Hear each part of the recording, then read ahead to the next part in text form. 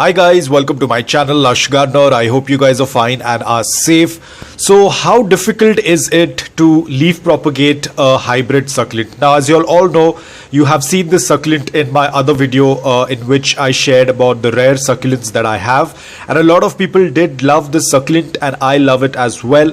So I decided that I wanted to propagate some of the leaves from this succulent. Now it's completely my mistake because I wanted to propagate it, and the time frame that I selected was incorrect because it's already summers right now, and this is a Graptoveria hybrid Alfred Waltermeyer. So I think I completely miscalculated it because it's already getting into its dormant period. Now ideally hybrid succulents are very difficult to propagate via leaves. Another question was asked by someone about Echeveria bluebird.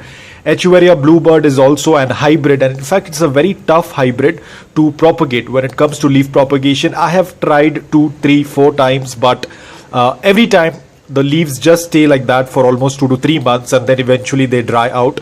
And the same thing happened with this, but over here I feel it's my mistake because I shouldn't have taken out the leaves right now. I should have probably done it during the winters.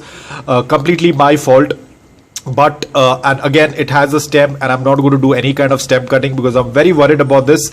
In case if something goes wrong, the plant might just die off. Probably it might not even root. So I do not want to play around with this plant, with this succulent. Probably I can try a leaf propagation during winters, but as of now I won't be taking out any of the leaves. So I had taken around 15 leaves, out of which right now I have only 8 left. This was the 9th one. You can see how it looks. Now this is how usually it tends to dry up. So this was the 9th leaf. Now I'm only left with 8 more leaves. I don't know what's going to happen next. So I'm just hoping that some miracle happens. And what I see over here,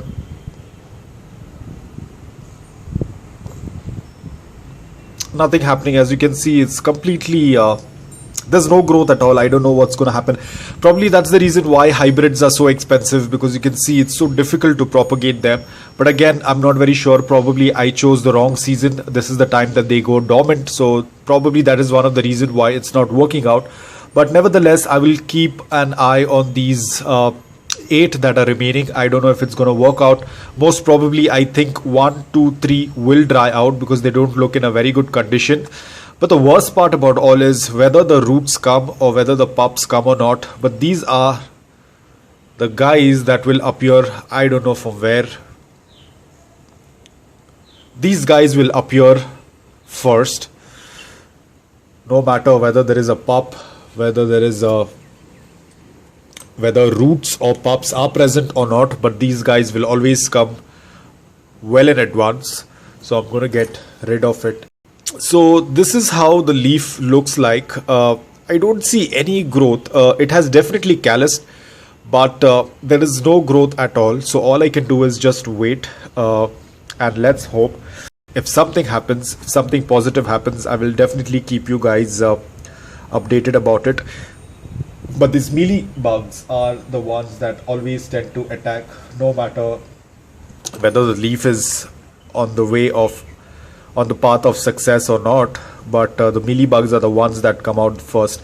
Now I also made sure that I had plucked out the leaves correctly. They had a clean cut, but still they don't look in a very good shape.